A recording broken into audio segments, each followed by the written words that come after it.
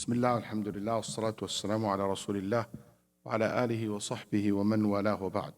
All praise due to Allah and His praise and blessings and peace be upon our Prophet Muhammad sallallahu alayhi wa alihi wa sallam, his family, his companions, and his followers until the day of judgment. I bear witness that Allah is the only one worthy of worship and Muhammad sallallahu alayhi wa sallam, his last and final messenger. Before we proceed, I just want to let the sister know that if someone want to come forward, they are more than welcome, inshallah. طيب. We will continue our explanation of Hadith ibn Abbas radiallahu anhu arda wa an abih, that the Prophet sallallahu alaihi wasallam said that Allah subhanahu wa ta'ala said that Allah, verily, Allah has written down the good deeds and the evil deeds, and then explained it. Whoever intend to perform a good deed but didn't do it, then Allah writes it down with himself as a complete good deed. And if he intended, he or she, to perform it and then did perform it, then Allah writes it down with himself as form 10 good deeds up to 700 times, up to many times multiplied. And if he or she intend to perform an evil deed but didn't do it, then Allah writes it down with himself as a complete good deed. And if he or she intended the evil deed, then performed it, then Allah writes it down as one evil deed, as one evil deed. And we said in one narration, Allah said, I write it down as one evil deed or I forgive it.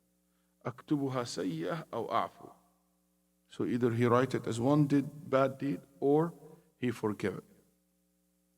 And we talked about what that means. Allah written down al-hasanat was-sayyi'at.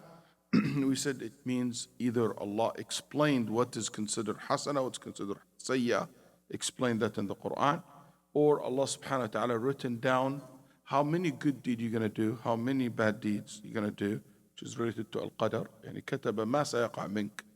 Or it could mean Allah written down the good deeds and bad deeds. Yani Allah subhanahu wa ta'ala have written exactly the amount of reward that you are going to receive for each and every good deed you do, and exactly how much sin you will collect from doing each and every bad deed or evil deed.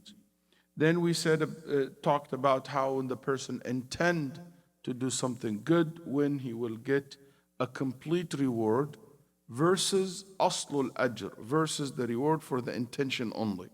For the intention only, not as a complete 100%. Like the man who said, for example, the Prophet ﷺ في Hadith ibn Abi Kabsha, mashhur, he said that the Prophet ﷺ said, a man who's saying, I wish to have the money and the wisdom of so and so I can spend this money and wisdom the same way that person spending his money. The Prophet ﷺ said, these two, they are equal in their intention. They are equal in reward in their intention. فَهُمَا فِي نِيَّتِهِمَا سَوَاء. So that means that the reward for the intention same. But the one who put the effort, the one who did, no doubt his reward is more. Yani I have the intention to do something good and I couldn't do it. I couldn't do it because something sarafani, something basically have distracted me from it. I still get the reward for the intention.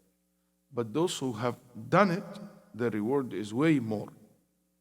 Unless you do every means, you take all the necessary means to do the action, then something out of your hand stop you from it.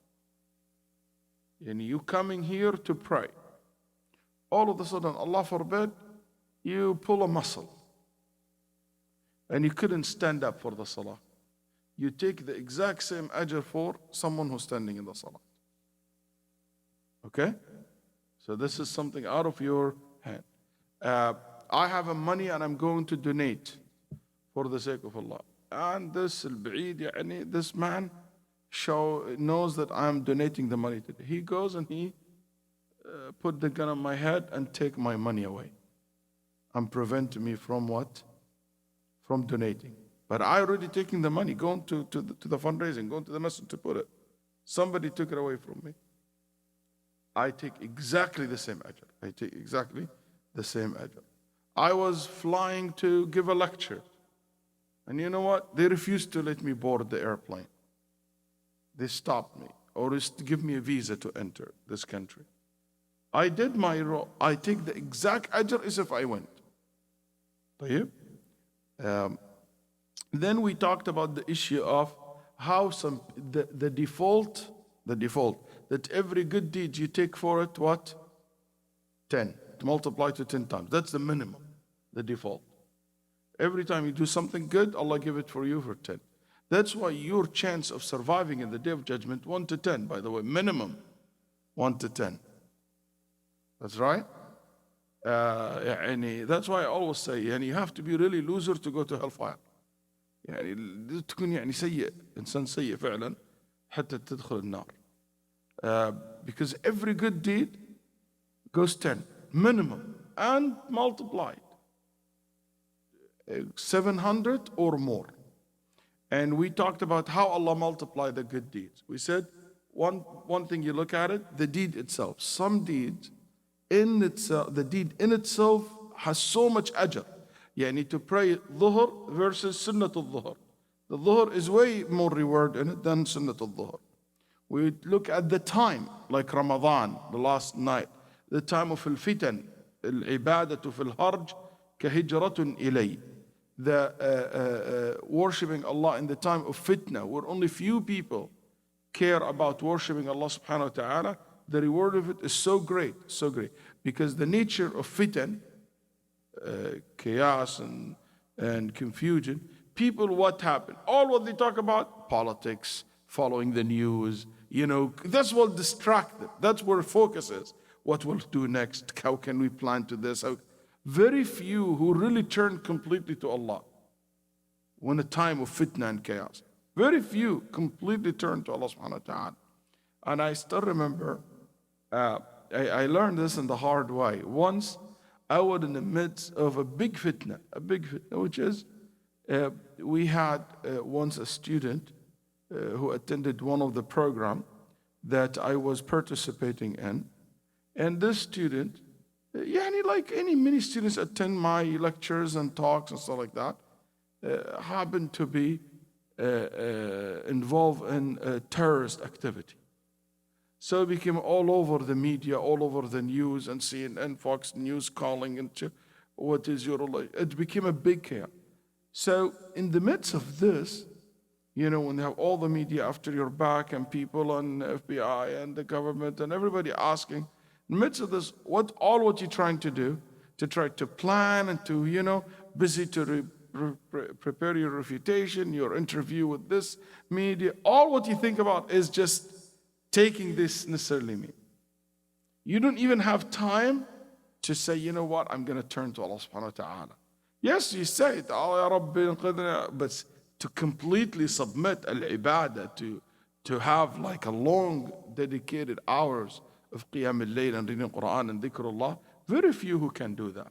That's why the ibadah in such time, the reward of it is so high, because only few people can do it. And also we looked at the place. Some places the ibadah multiplied. Like let's assume your salat reward for it, just hypothetically, your reward for it is 1,000. You multiply this 24 times if you pray this in the masjid. So it became 24,000. Versus home, it's multiplied to 1,000 or 100 or 10. So if it's minimum 10 in the house, but in the masjid it is 240. You time 10, because 24 times double.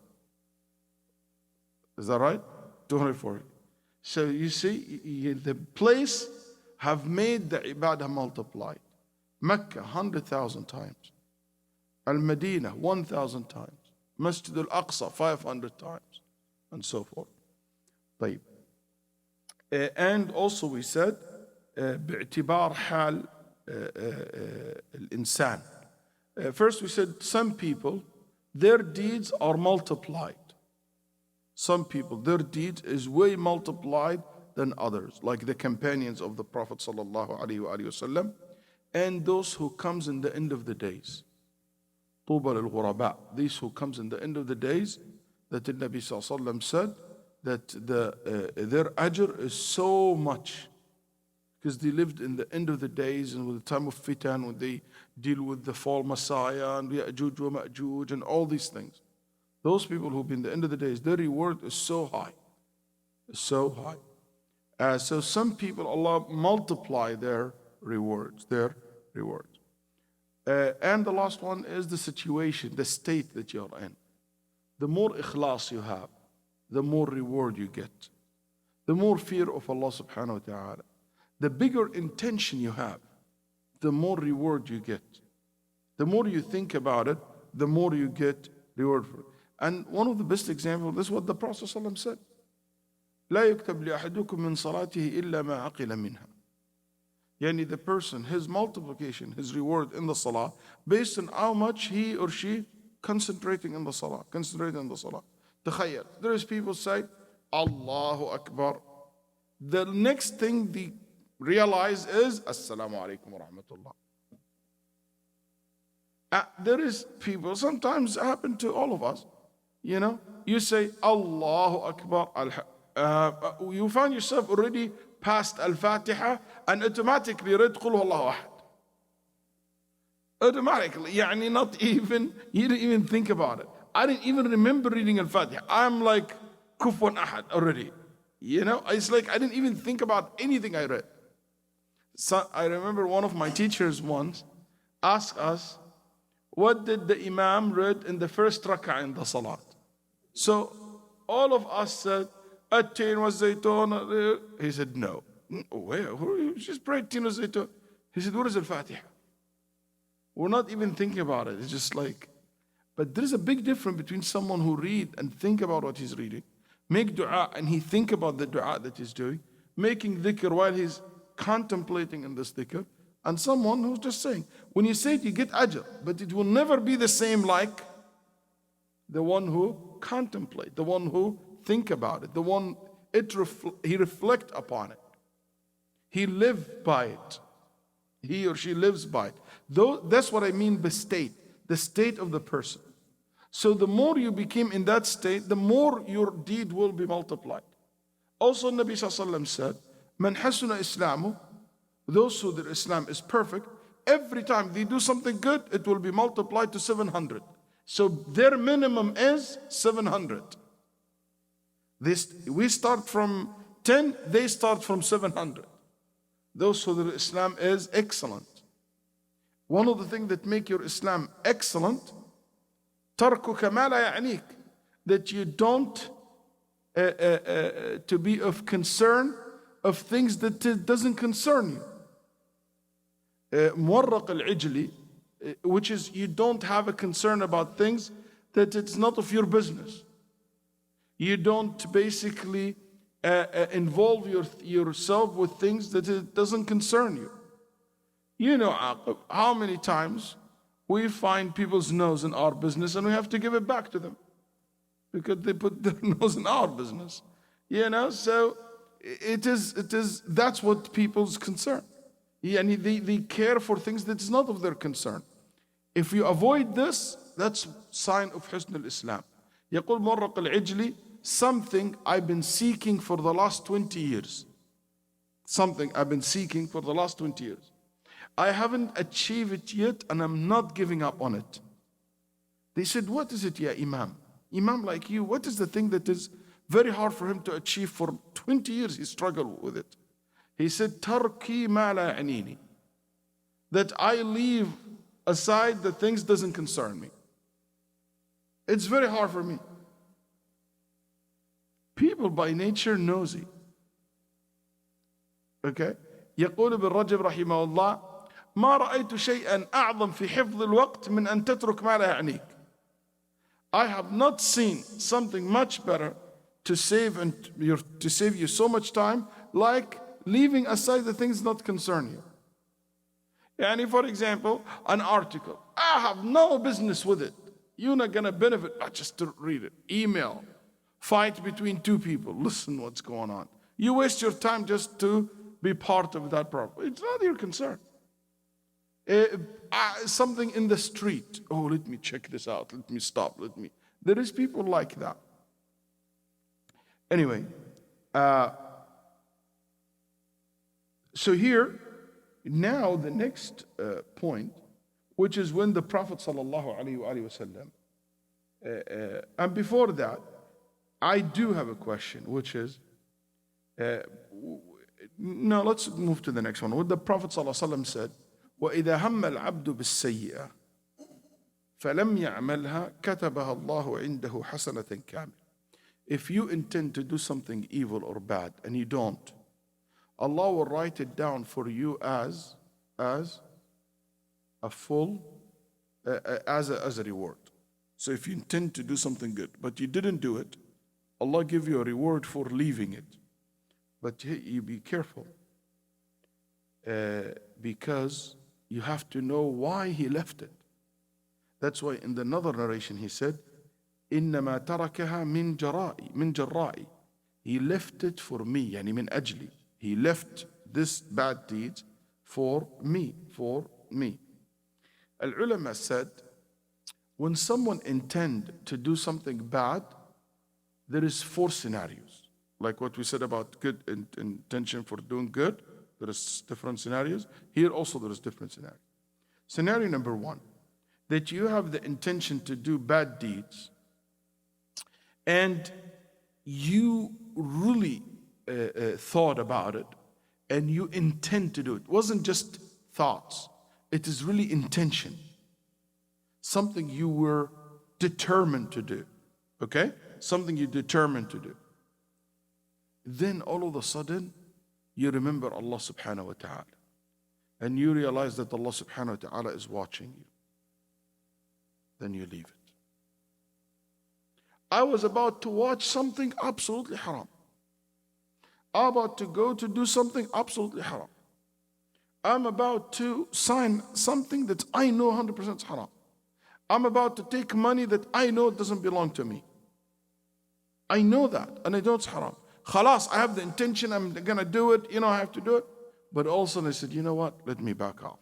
I fear Allah subhanahu wa ta'ala. So I have not done it yet, but I left it before I did it for Allah Azza wa Jal. In this case, you take a complete reward. Is that clear? طيب. The second one, I have the intention to do something bad, but I never take any steps towards that bad thing.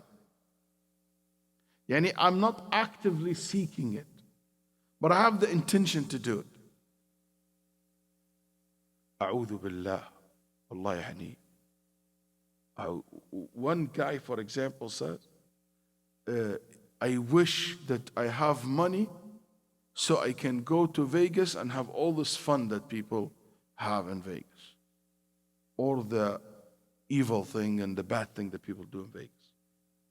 Okay? I wish that I have the money. I wish I have the health so I can do this and this from the bad deeds. So that person didn't actively start collecting money, searching for cheap airlines. He didn't do any, but the intention. This person, he didn't do it, but he will be sinful for his intention. And the proof for that, Hadith Abi Kabsha, that the Nabi sallallahu alayhi wa sallam said that لو كان لي مثل مال فلان فأعمل فيه مثل عمله وكان فلان يسرف على نفسه فهذا وذاك في الوزر سواء بنيتهما يقول النبي صلى الله عليه وسلم. The Prophet صلى الله عليه وسلم said, the man who said, I wish that I have the money that this person has so I can do like him, and that person doing evil things. The Prophet صلى الله عليه وسلم said, these two both are equal in sin for their intention. He doesn't take the sin of the action.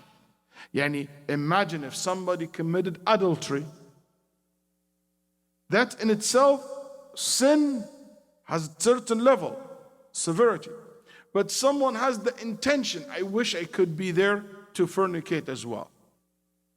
And he didn't actively take any steps toward that, but this is his wishes, this is his intention.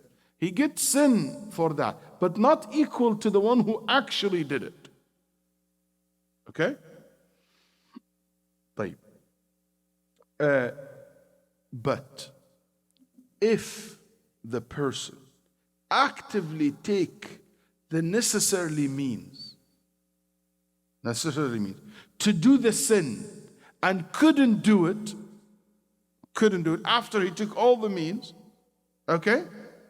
This person take a complete, to be written for a complete sin as if he exactly did it. And the proof for this, what the Prophet ﷺ said, إِذَا الْتَقَى الْمُسْلِمَانِ بِسَيْفِهِمَا فَالْقَاتِلُ الْمَقْتُولُ فِي النَّارِ.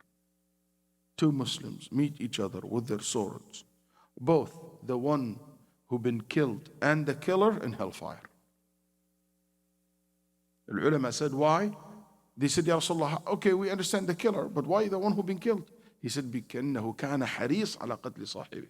Because he was actively seeking to kill his friend. The only reason he couldn't do it is because he's dead.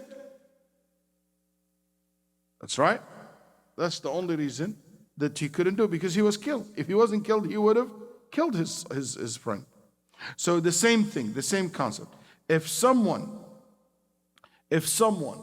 actively seeking to do the sin, and he went and he took all the necessary means to do the sin, but and something out of his hand stopped him from the sin. The ulama said he take a complete sin for this action. Other group of scholars said no. He will be only sinning for the intention, not for the actions. And when the Prophet ﷺ said both in hellfire, doesn't mean necessarily they're both equally in the same level of hellfire. Some ulama said that as well. طيب. The last scenario, fourth scenario, that a person have the intention to do something bad, and he was determined to do it, but all of a sudden he changed his mind. You know, it's not worth it. I'm afraid my wife catch me. You know, I'm worried about my money. I'm worried about my reputation. He didn't leave it for Allah. Here al-ulama said, هذا لا له ولا عليه. It will not be a sin, and it will not be a reward.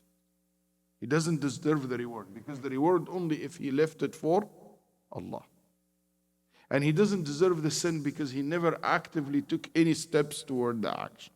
It's just a thought and an idea, and you know, he was like, have the intention to do something, but he changed his mind.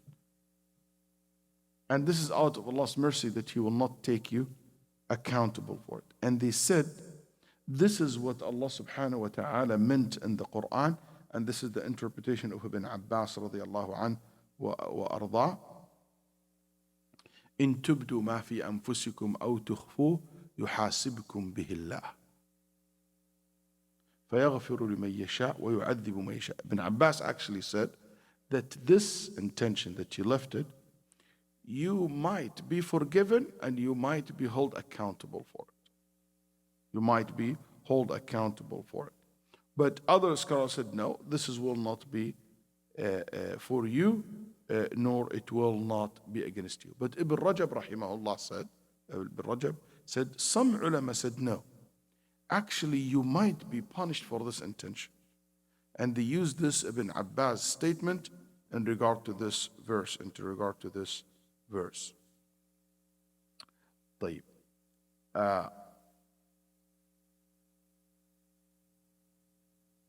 Those who said you will not be it will not be for you nor against you, this is the Shafi'i rahimahullah.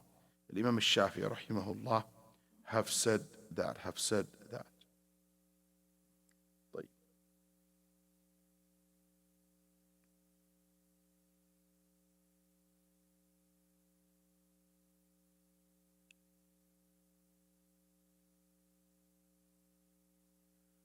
And if he intend to do bad deeds and he or she did it, it will be written for them only one bad deed.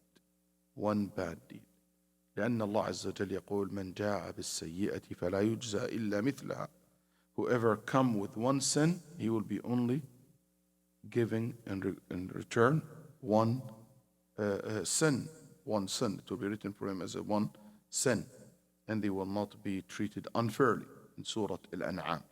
And this is out of Allah subhanahu wa ta'ala's mercy. And Allah have said about himself, كَتَبَ رَبُّكُمْ عَلَى نَفْسِهِ الرَّحْمَةِ. Allah prescribed upon himself that he is the most merciful. إِنَّ رَحْمَتِي غَلَبَتْ غَضَبِي. My mercy took over my anger. That's why his anger will only allow it to be written one sin. But his mercy will make your deeds multiplied, and sometimes it will even your sin forgiven. Your sin will be forgiven. Yes, Ibrahim. تفضل.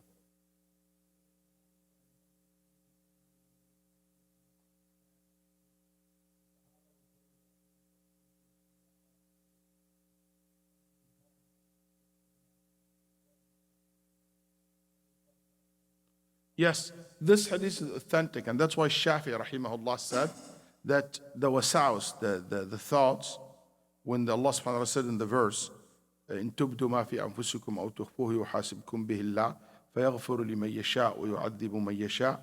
He will hold you, Allah subhanahu wa ta'ala, whatever you say it out loud or you keep it in your heart, Allah will hold you accountable for it, forgives whom He wishes, and hold you accountable for whatever He wishes.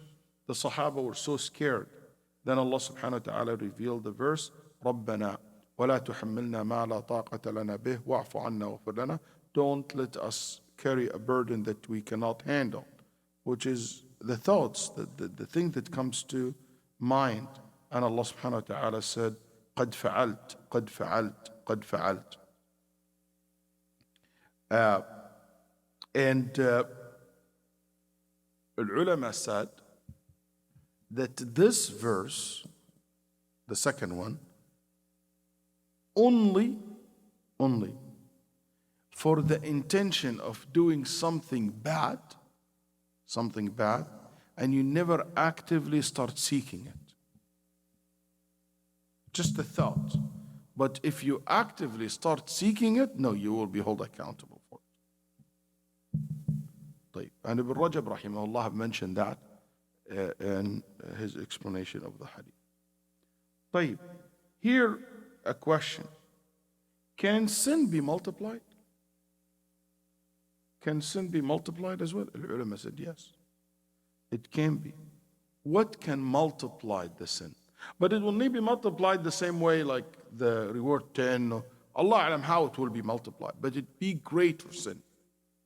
I'm not sure if I would personally use the word multiplied, but I will say it ta'zum inda Allah. It became greater in Allah subhanahu wa ta'ala's eyes. Okay? More severe. Okay? The punishment can be way more bigger for it. Al-ulama said, what number one, and you should be very careful of this. Number one, sharafuz zaman. When you do the sin in a valuable time. إن عدة الشهور عند الله 12 شهرا في كتاب الله يوم خلق السماوات والأرض منها 4 حرم ذلك الدين القيم فلا تظلموا فيهن أنفسكم.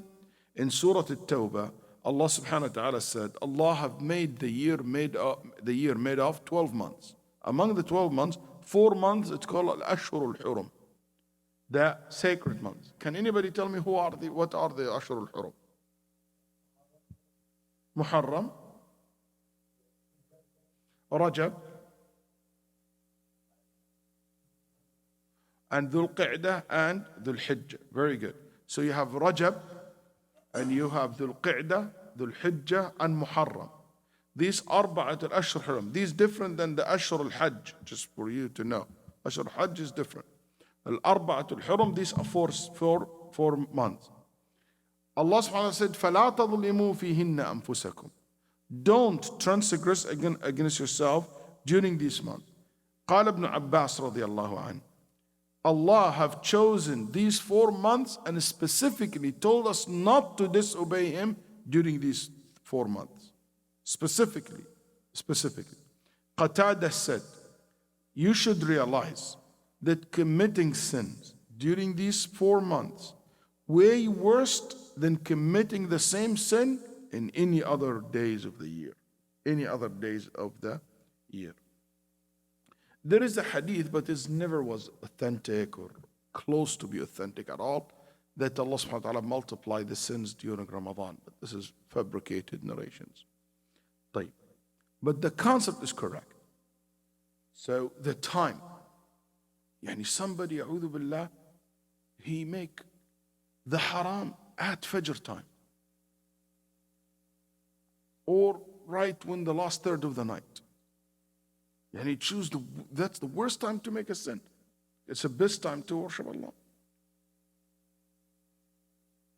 And you see people go on TV and watch. SubhanAllah, shaitan always like to make the worst shows.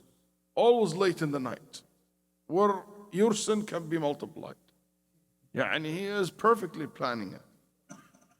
Okay? So, that's number 1. Number 2, sharaful makan. When you do the sin in a place which is honorable. يعني somebody, a'udhu billah, yasriq fil masjid. He steals in the masjid. Way worse than someone steal outside the masjid. Someone drink alcohol in the masjid. Different than someone drink alcohol outside the masjid. Or Mecca, or Al-Haram, or Jerusalem, and so forth. Umar ibn al-Khattab said, لأن أخطئ 70 خطيئة بغير مكة أحب إلي من خطيئة واحدة بمكة. To commit 70 sins outside Mecca, it is much easier to me than one sin inside Mecca. Mujahid said, Allah multiply the sins in Mecca and Al-Haram as He multiply the rewards. That's what Mujahid said. Ibn Jurayj said, I've been told, Balagani, that every sin in Mecca equal to 100 sins outside Mecca. Ishaq ibn Mansur said, I asked Ahmad, rahimahullah, if sins can ever be multiplied. He said, the only thing I heard about this, that it will be multiplied in Mecca. That's what Imam Ahmad rahimahullah said. And he mentioned, Imam Ahmad, what Ibn Mas'ud said.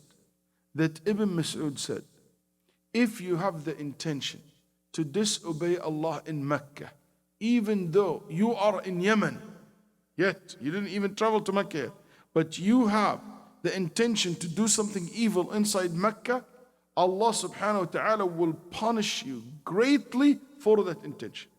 And this will not happen to any other place. Will not happen any other place. That's why Allah subhanahu wa ta'ala said, وَمَن يُرِدْ فِيهِ بِإِلْحَادٍ بِظُلْمٍ نُذِقْهُ مِنْ عَذَابٍ أَلِيمٍ. Anyone have the intention or will do an evil deed in Mecca, their punishment is severe. That's why even judges, when they catch someone who did something bad inside the Haram, their punishment is severe. I don't know if you heard recently, there is a person who was actually put into death by the court in Saudi Arabia. Why? Because what he was doing, he was intentionally putting najasa inside the Haram al-Makki. Intentionally goes to the Haram and put feces and urinating and doing things like this.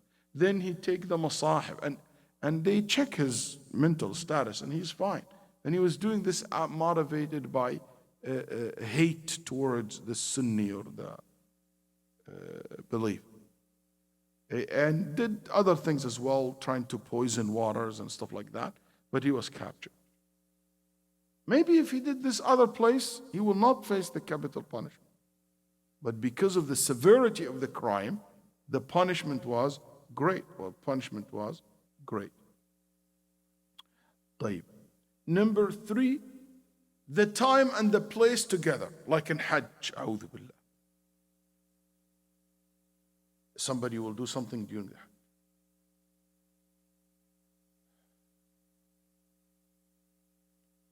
And the 4th one, that your sin can be multiplied because of it. It depends on how close you are to Allah subhanahu wa ta'ala. Depends how much knowledge you have, how much taqwa that you have, which is so ironic. The person who have the knowledge, who knows the consequences, who know the severity, who read the Quran, who see the truth, who knows the truth, their punishment is way more higher than others. Why you think a shaitan, for one sin, he became a shaitan al-rajim? He was righteous. He was close to Allah. He was risen to the level of the angel. He have seen with his eyes the truth, the haqq, what Allah deserved. That's why his sin was not like any other sin. الذي يعصي الله هو على بساطه غير الذي يعصي الله وليس على بساطه. The one who disobey the king while he is around the king, not like the one who disobey him when he's far away from him. Just كذا imagine, ولله المثل الأعلى, if you have a king or you have a business or you have, you run a business and you find someone way in the lower part, way down in the line, someone have done something wrong to your business or steal or something like that. Versus you have seen your top manager. We bring someone who occasionally clean the dust and fix electricity and do the backyard, mowing the yard, and a'udhu billah, he steal money. Will be equal to the imam stealing the money. No Allah. No Allah. Allah subhanahu wa ta'ala warned Muhammad sallallahu alayhi wa sallam, ولولا أن ثبتناك لقد تتركن إليهم شيئا قليلا. It is because we have given you strength. You almost start leaning towards them, Ya Muhammad. إذا لأذقناك ضعف الحياة وضعف الممات. إذا لأذقناك ضعف الحياة وضعف الممات. But if you did, Ya Muhammad, your punishment will not be like any other. It will be double. It will be multiplied than any other person. Than any other person. Ya Nisa an-Nabi, lastunna, O Prophet of the wives of Prophet, you're not like anyone else. يا نساء النبي من يأتي منكن بفاحشة مبينة يضاعف لها العذاب ضعفين. Her punishment will be double. وكان ذلك على الله يسيرا. ومن يقنت منكن لله ورسوله ويعمل صالحا نؤتها أجرها مرتين. And her reward will be double. That's why, my brothers and sisters, it is so scary that the information or the ilm or the taqwa, you coming to the masjid, you know Allah, you are more closer to Allah. then the sin comes from you, which is not expected. Could be expected from someone farther, far away from Allah. And that can lead to the sin to be multiplied. And that's why ذنب العالم ثقيل. The sin of the person of knowledge and the person of taqwa and the person who knows, so heavy. So heavy. And as much as you get reward, as much as you became scared. May Allah subhanahu wa ta'ala protect all of us.